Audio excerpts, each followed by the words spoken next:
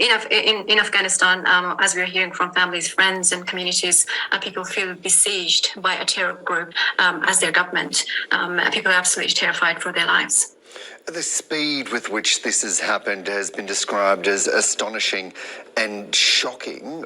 What have you made of how quickly the Taliban have swept major cities, including now Kabul today?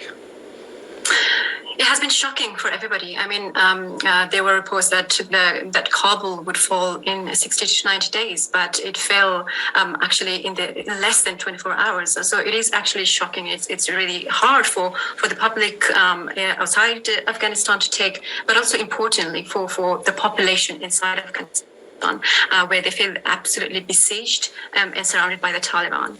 And I think that the whole question of the Taliban takeover was always an existential question for Afghanistan and its people, but also people who had fled Afghanistan from their previous rule. It was an existential question, but there was always this equilibrium between peace and instability. And in that kind of equilibrium, in that environment, there was some hope that stability might come sometime in the future, but nobody really imagined the takeover, the manner, the speed, and the scale of it like it happened last night. You must see stability as impossible now. Absolutely, absolutely. A lot of people are feeling like this is the darkest day in the history of Afghanistan. People feel absolutely betrayed, helpless, disappointed and angry. I think that at this time, people are more worried about the humanitarian side of it, because it seems to be a very politically complex situation that's happening in Afghanistan.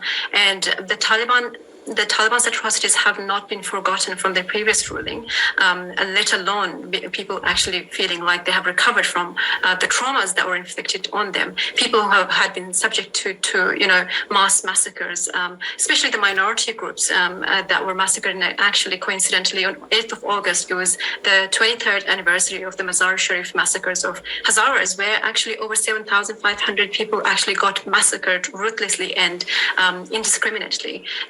And in that kind of anniversary, on 23rd, we see that Taliban emerge, and it's really in recent people's memories. And I think particularly for minority groups, as well as women, half of the population of Afghanistan, what is going to happen to them?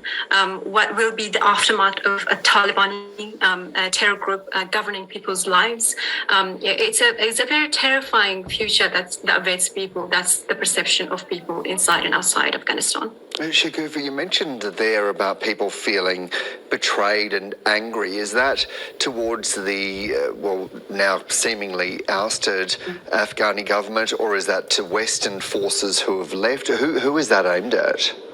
Anger towards everybody, the government, the international forces, the international community, the NATO forces, everybody that had a role to play in Afghanistan. So many promises were made to instill democracy, to instill peace and stability. People were given a glimpse of peace and hope, and they were suddenly robbed of it. There were people say that they are being fed to the wolves. That's the level of betrayal. People feel like 20 years of promises were just a lie, and the sense of betrayal that comes from that is absolutely multifaceted. And I think that there hasn't been enough time for people to even comprehend the consequences of this takeover.